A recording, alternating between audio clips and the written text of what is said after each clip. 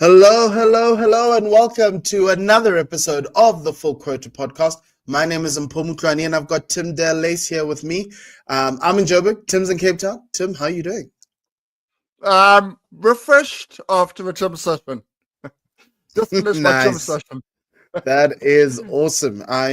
You are standing between mine right now, but we will do that after the show. But before we do any gym sessions, you can follow us at Full Quarter Pod on X, subscribe to the Full Quarter Podcast YouTube channel, as well as for you audio fiends, we've also got Full Quarter Podcast on Apple Podcasts and Spotify. Just search Full Quarter Podcast. And finally, everything's at the bottom there. You can help us and support the podcast by buying us some coffee and join the wide community of supporters who are happy and encouraging us to continue to bring you all the news and views and opinions on South African cricket. And that's what we are. That's our show. Please do, if you're new to us, please do like and subscribe and also share as widely to your network. We welcome comments and suggestions. And if you'd like to contact us, you can send an email to sacricketpod@gmail.com. Over and above any of the comments that you put on Twitter, X, and YouTube, and also Spotify and Apple Podcast. We look out for those as well. And thank you very much for your support at this point in time. We are going through a rebranding, but we'll let you know in due course. This week in South African cricket, it's been SA Under-19. It's been the senior men's team in Zimbabwe. We want to talk about that series and what it means, because some of us hate losing to Rob Walter. But before we talk about that, let's talk a little bit about the SA Under-19. They ended up losing the Bangladesh ODI series 2-1 in South Africa. And then they've moved on to Zimbabwe, where they beat them in game 1 and lost to Bangladesh in game 2, and they play game 3 of the series this tomorrow. Was it in game 1 where Jorik van Schalkwyk scored a double century? It's really interesting because my joke here, Tim, is had the young man understood what cricket is and who the legends were, that he'd let the legends sit with the double centuries and he should have retired at 199 and to allow the records to be preserved. He's the first South African to score a double century in youth ODI. So congratulations to him. Hopefully you have he has a long career in becoming a legend. But yeah, Tim, what have you made of the SA Under-19? I've been disappointed in them, but they're kids. And at this point in time, I just want guys to just get to understand what international cricket is. And I think they're getting a good schooling by Bangladesh. Yeah, look, I'm not overly concerned at the results. Obviously, you want to win as many as you can, obviously. There have been standout performances, Jorik van Schalkwyk, and Tasted Wells and various other individuals who have done well in individual games, but as I say, I'm not overly concerned on that. The last game was an nail-biter. At the halfway mark, we made 126. I think I'm correct, 126 all out against Bangladesh, and we had them 90 for 9. We had them out. I think I have that correctly. Anyway, that last wicket, they made 30 runs, and we lost by 1 wicket. We lost by 1 wicket. Yes. But I'm not overly concerned with the results.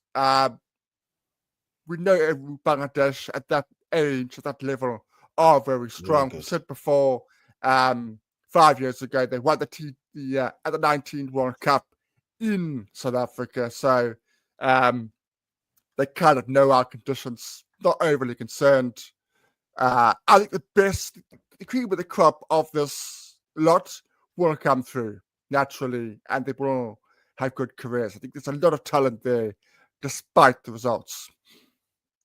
Yeah, no, in full agreement, and I think that's what we need to take out of this, is just to see who the gems are at this age, right? And as I've always said, development isn't linear. You go up and down. And sometimes you could have been a star last year, but this year you're just out of form. And I think, cricket is an inherent game of failure. And so you got to have a little bit of grace and kindness towards these kids. And I'm going to call them kids, they're young men, in terms of their growth in international cricket. And look at Corbin Bosch, right? Corbin Bosch was a superstar at SA under-19. It took him 10 years to figure out his game and break into the senior Proteas side. So we got to taper everything we have with a bit of understanding that there aren't fully fledged professionals. There aren't people who get paid to do this. They can see that there's a professional future, but at this stage it's about learning and taking everything in, and then once that's settled, they can become the cricketers they become. The 200 from Jorg van Schalkwyk, unbelievable, amazing. Let's see what he can do. Let's give him an opportunity, let him play the way he wants to play. But yeah, well done to him. Well done to the team. That game against Bangladesh was a little frustrating, but yeah, losing by 1 wicket is not a bad thing. Getting bowled out for 128 is another thing. Being able to defend 128 is more impressive. And so, well done to the team for getting within 1 wicket of that, and we weren't blown away. It wasn't a 10-wicket loss or even a 5-wicket loss, right? You put Bangladesh on notice that you've learned and you're better. Any last words on this, Tim? No, just keep improving, and we will be shining a light on your careers, no doubt, because that's what we do.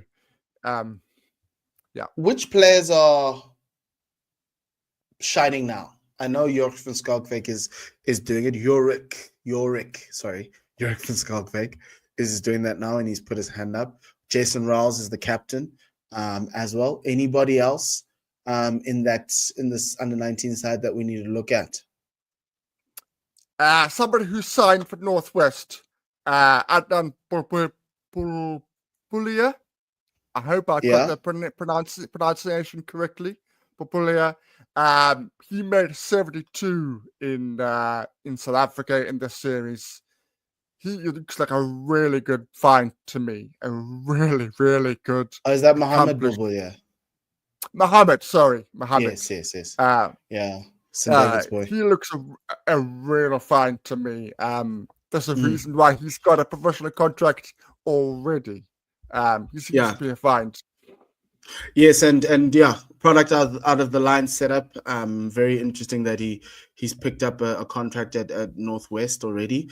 But he was one of the guys that everyone was talking up here as a potential top order batter who can dominate. So really, really happy for him, and congratulations to him for that. Yeah, I've been impressed by him and the way he speaks and he carries himself. Right, he says Hashes is his idol, and yeah, I think he carries himself just like his idol, which is really awesome at that age. So another one to look out for. Okay, let's just change tack. We do all the good things are done. Now we're going to the bad things. How do we allow ourselves to lose 3 times to Rob Walters? How? I don't know. And the only excuse I can give is it's a B team. But this series, I think, for me, Tim, was to tick 2 boxes, right? Ingrain a style of play for a T20 and see if it can work, especially against a top side like New Zealand. And I think we did that. This aggressive thing. I think with the bowling, we didn't do that well. But with the batting, there was signs. And then 2, find out who we're going to go forward with. Right, youngsters, guys who are getting given second chances, guys who are getting first chances, who've played well and been rewarded domestically. And so let's have a look at that, right? But fundamentally, that final, I'm not mad about the final. I thought if we had won, we would have stolen it because New Zealand have been the better team of the last 2 weeks. And even in that game, I thought they were the better of the 2 teams. But my fundamental issue is the bowling. But I know why the bowling is like this. These guys aren't our best bowlers except for Lungi. But death bowling is an issue in this country. It's always been an issue. And we need to figure out ways to arrest it. I thought the balance needs to be looked at as well. 3 all-rounders doesn't necessarily make sense for the side, Tim, especially T20s.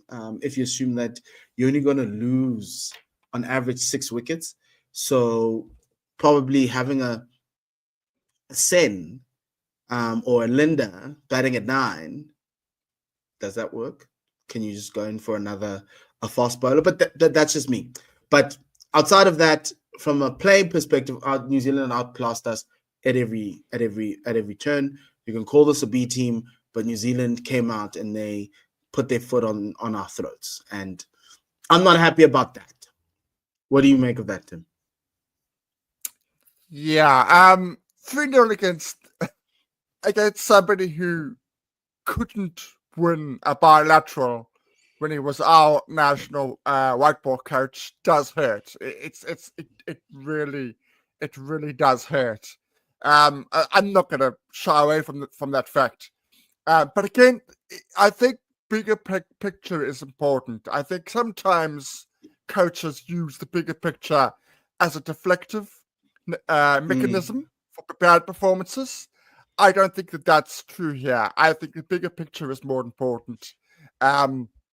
Look at the guys that came through. I think Ruben Herman showed he is ready for this level. Look, tomorrow he's ready. We've got T20 series coming up against Australia, England, and India. Those are our next 3 T20 internationals in terms of series. Ruben Herman should be in those squads for all 3. He's done it. Purvis the same. Purvis should be in the squad. He's done the business. So there are, in terms of the batting, those particular individuals in particular shone brightly, and they've shown that they are ready for the step up on a consistent basis to be in our first 11. I would have no issue at all. I do have issues like you with the bowling. Gilland looks a little short of match readiness on a consistent basis. Let's put it that way. I think that's fair to say. I think Nandre got it in the end. I think in the final, I thought he bowled really well. He was a little bit rusty in the other games, but in the final, I think he eventually got there. I think he is, in terms of readiness for regular play every week, I think he's ahead of Gerald at the moment. The way he went about it in the death overs was impressive. You could say it was a bit simple, but it worked. We did restrict New Zealand in those last 3 or 4 overs. It did work. And it should have been enough for our batters. I think 9 times out of 10, we win that game. I really do. I don't pile on Purvis. See ball, hit ball. The ball is there to be hit. I'd much rather him be doing that. If he was playing a silly lap scoop, then I would be piling in. I'd be going, come on, boy. This is silly. This is silly stuff. Is there not I get see ball, hit ball, but is there not another version of us getting these 7 runs? Outside of trying to put pressure on them when they know we want to look for a boundary early in the over? I don't want to be in a situation where it's 3 of 3. I don't want to be in that situation. I want to be in a situation where it's 1 of 3. That's the situation I'd rather be in. Look, if you're being hypercritical, you've got a massive amount of space on the leg side. If you're being hypercritical. But it was a good bouncer. He timed it well. I'm not going to say that, you know what, he should hit that in front of the fielder or behind the fielder. It's just one of those things. It is literally just one of those things. My thing with a guy like Dierveld, and as I always say with these youngsters, right, they still need to get the hang of it and then start getting the tools to avoid that fielder, right? The trap was set for him, right? He just fell straight into it, right? And that's my only thing. And I can't pile in on him I'd ask for him to bat with a bit more responsibility and identify the threats, right? Root spoke about this weekend when he passed Ricky Ponting, and he spoke about how to minimize the threats, right? And I understand in T20, there's a healthy level of risk that you need to bat with, but there's certain dismissals that you need to take out of your arsenal. That one, I don't think you can take out because you're going to have to go for it, but you also need to identify ways to avoid it, right? A 4 is just as good, right? And the risk of getting out is minimized. A 6 in that situation when you need 7 off 6 is probably one of the riskier options that you're taking, because then it's airborne, you can mistime it, things can go wrong. And those are the things. But then the other thing about it is that, as you say, picking gaps, even when you are striking the ball like he is, right? And sometimes with Devalt, it's like he closes his eyes and he hits the ball, right? And there's that one where he looks down and he just swipes across the line. So for me, I wasn't mad. My only thing was we got there and we couldn't close it off. And my worry with this team is your all-rounders in the lower middle order. They're actually classic batters. They're not power hitters, right? And so asking Sen to hit a 4 on the last ball is a tough ask, even for Corbin, even for George. And that for me is the question I have around this, is that if you're going to carry all-rounders and you're going to carry them for their batting, I don't need guys who are technically good, right? I want guys who can hit the ball out the ground. And I think we haven't found that. And yeah, that's going to be something that we're going to have to work on, because even losing Brevis's wicket at the top of that over, you still should win. You should still win. You should still win. Absolutely. I entirely agree. The management could have been better. But it does go onto a wider point. If you're asking me, for example, would the South African team be better with Sen or Ferreira? I'm choosing Ferreira every single day of the week, because I know Ferreira can hit the ball a long way. I don't mind if his 2 overs go for 20. I don't want them to, but Sen's going for under 7, which he did in the series, fantastic. He needs to contribute with the bat. It's like I'm picking Otherwise, Kesh who's more technically sound, right? Not a Kesh who can blow you away, right? But look, and here's the development point, right? We need to talk about this, right? For instance, right, Brevis's development point is he needs to identify the threats in the field and plan accordingly. This thing of being able to bully people because I can clear the ground against better bowling attacks, you put yourself in trouble in larger fields, right? If we're playing in Australia at the MCG, Brevis is out for 20 every single time, right? Even when you're playing in India, in Ahmedabad, you'll find yourself in trouble, right? So that's his development point. Sen, George, and Corbin. George, to a lesser extent, is about working with the power hitting. We need guys who can strike at 160. That should be where they are. If you're going to be playing T20s for South Africa, as an all-rounder, from a bowling perspective, they're all fine. They're okay.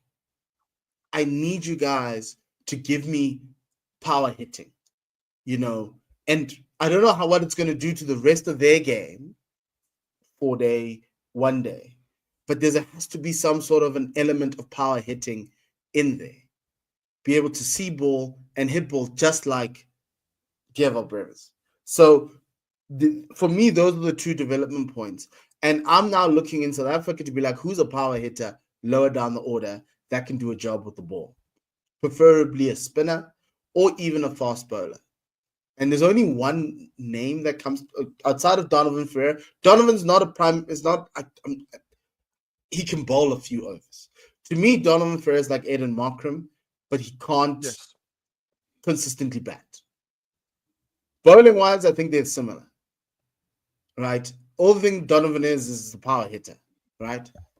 But like I'm looking down and I'm like, maybe a Dan Khalim. There's an opportunity for a guy like him. He can crank it up, but he can clear the ground. The only question for me, can he do it consistently? He's got all the attributes to do it. Can he do it consistently? And to a certain extent, I feel like this season might be the season where we take some all-rounders and be like, look, you're not going to make it into the test side. But what you can do, if you adapt to being a power hitter, become a limited overs player. Because we're going to still need this even in ODIs if you want to do the whole all-rounder thing. And so guys like Dan Khalim, Gerald Coetzee should be in this conversation, right? The only problem is his bowling is just a mess. And then his batting, he can do that, but we haven't seen it in a while. And I think that's where we're missing. And yeah, it's going to be tough. Vian Libba is one name that I would put up there.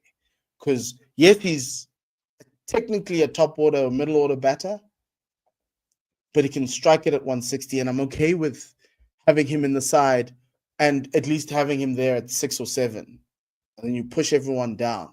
Because what it felt to me was like everyone was, except for Sen, Corbin and George were one too high, if you get my drift. Yeah. But yeah. That's just me. But yeah, so I think that's where we are, right? I look at Luandre, Tim. Obviously, you've spoken about Brevis, and I think he should get a chance. Ruben Hammer, he should get a chance. Luandre is a different one because he's very good. He's shown us that he's a shoo-in in the test side. Now, he struggled a bit, but in that final, he kind of got it. And so my question then is, are you going to persist with him as like your reserve top order batter with Ricks and Aiden? Or are you going to go the Reza and Rassi route? That's the question, right? And it's because you got a World Cup next year. Normally, I'd say Reza or Rassi, leave the kid behind. But I think he'll catch up. And we saw how it took a while for Brevis to kind of turn the corner in terms of owning his T20 game. Luandre has owned his T20 game against some better bowlers than normal. The question for me is, I'd like to know what happened between the test series and the ODIs. Did he get homesick? Was it too much? Was he trying too much as well?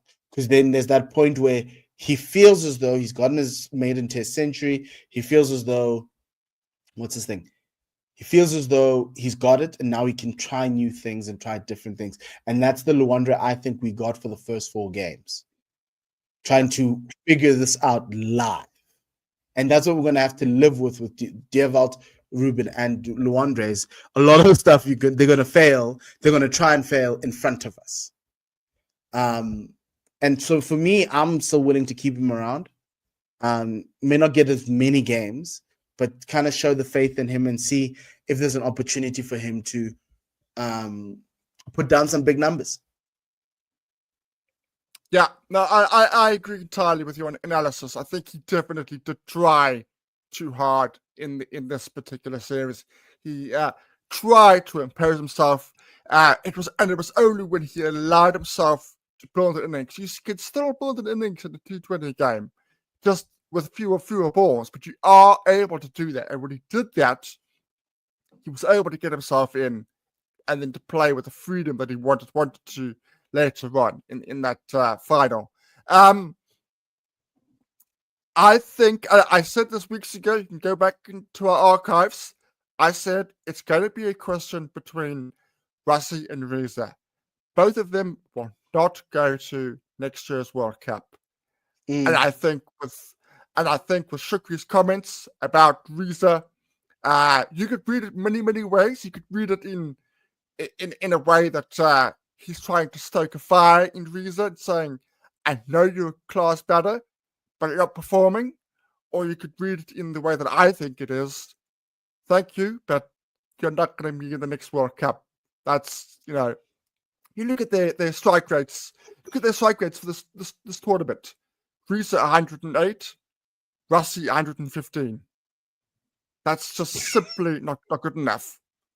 Simply not good enough. I'm even dropping Rassie, dude. I'd rather take Luandre to the World Cup at this point in time. If I'm opening with Rix and Aiden, I'm taking Thingy. And then the question obviously is the Matthew Bretzkys. There's many other middle order batters that you can bring in, right? The question is, who's going to be your backup? And I'm okay having seen Rassie and Riza with a backup who I know whenever he bats, it's more than 130 strike rate. And that's Luandre. And Luandre gives you the flexibility to play Aiden at 3 or 4, right? But I prefer Aiden to open with Rix. And then you figure everything out below there.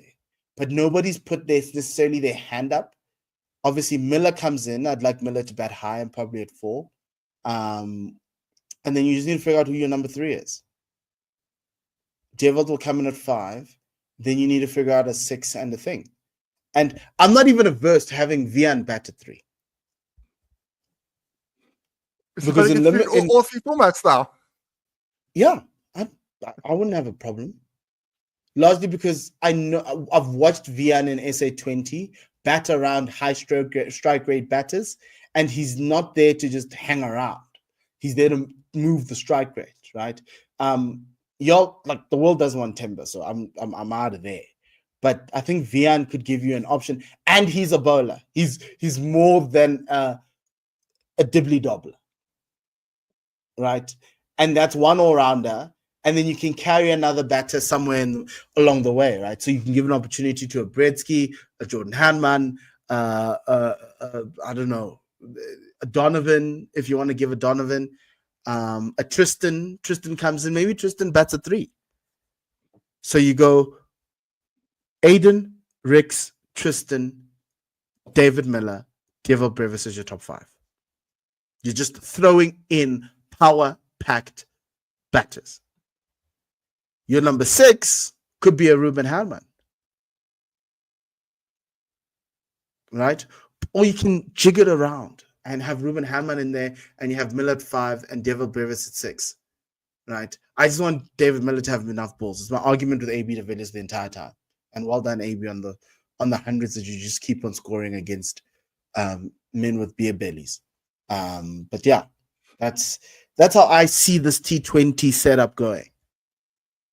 Which is why, I just do very quickly, which is why we saw guys in this series bat in different positions, because he wants flexibility. Shukri wants flexibility. Yeah. No, and that's true. And also the positive approach, right? I think we got the positive approach. I think from those two, Rassie and Riza, you can, question that. But I think it's, I think it's time for us to have a view. But if I had to pick between the two at this point in time, I think Riza still has it in him. I think he's just in a bad form. What you got from Rassie is what you're always going to get. I think with Riza, what we've seen over the past couple of years, he can hit the highs, and which is why Shukri said what he said. Riza just needs to get back to those highs, and understand that it's now about throwing caution to the wind, and dominating bowling attacks. So I think for me, that's where we are on both of them. Yeah, agreed. Yeah, look, I think, it's still horrible to lose to Rob Walters, because we know he's not a great coach. And Shukri's better. It's just, I think without the A guys, you kind of don't have a view of what this Proteas team should look like. So we have to lick our wounds and take the L Rob's probably going to be very happy. And yeah, I just still think, I think we were one all-rounder too many in every game. Simelane, Sen, they just never got a lot of game time. And so that's something that we need to talk about and kind of figure out. I'd rather then, if that's the case, bowling and batting, if that's the case, I'd rather get an out-and-out bowler. Just another Peter, for instance, and have him, give us, wicket-taking ability. Right. Yeah, and I think great. we just need to figure out that 8 is where we end and we go with 3 bowlers. To have an all-rounder at 9 who's not going to bat, who's not going to bowl, what's the point? Right. I'd rather have my number 8 be ready to give me power hitting and some overs if things fall apart, because that's what the all-round thing is, but not necessarily a number 9 who doesn't do anything, who doesn't bowl a lot. So that's where I'm at. And I think the final one, Tim, Corbin or Gerald? Corbin at the moment, particularly in the T20 setup. In that final, I was actually asking for Corbin to take a strike in that final over when they lost Purvis. Yes. That's what we needed. We needed him to give his impetus with the batting. Because of his all-round game, it's got to be Corbin. It's because we know Gerald could do it, but Gerald at the moment, I'm not always agreement in this, but they often say short of overs. Gerald is short of overs. Gerald is short of game time. Short of games. He needs to go back and get some games and then come back. Corbin at the moment is in a great purple patch. Everything he touches to gold. He's in a great place in his career. He's the man. He's the flavor of the month, undoubtedly. Yeah. So, yeah, you can't hide it there. You can't fight it. I think Corbin is the guy that we need to necessarily go with. Okay. Tim, horrible loss. There's nothing more we can say about it. We'll talk about the Australia series, I think, in the coming weeks and the team selected there. And we also understand that obviously there's SA20 retentions that we need to talk about. So we'll be doing that as well over the coming weeks. But for now, I think that's pretty much what it is. Remember, you can follow us at Full Quarter Pod on X. Like and subscribe on the YouTube channel. Also, we're available on Apple Podcasts and Spotify, so do check us out there, as well as please do buy some coffee at buymeacoffee.com/Full Quarter Podcast. Thank you to everyone who's contributed, and we'd like for you to join the growing chorus of people who are supporting this podcast and moving forward. And if you'd like to send us emails and any information that you yes want to impart on us, we're not going to have time for our community section. If you want to get involved in that, email us with the information. We answer all emails, so just get a hold of us, and we will get back to you as soon as possible. Yes, most definitely. Thanks, Tim. But from ourselves here at the Full Quarter Podcast, it's goodbye and lesale kakahiso.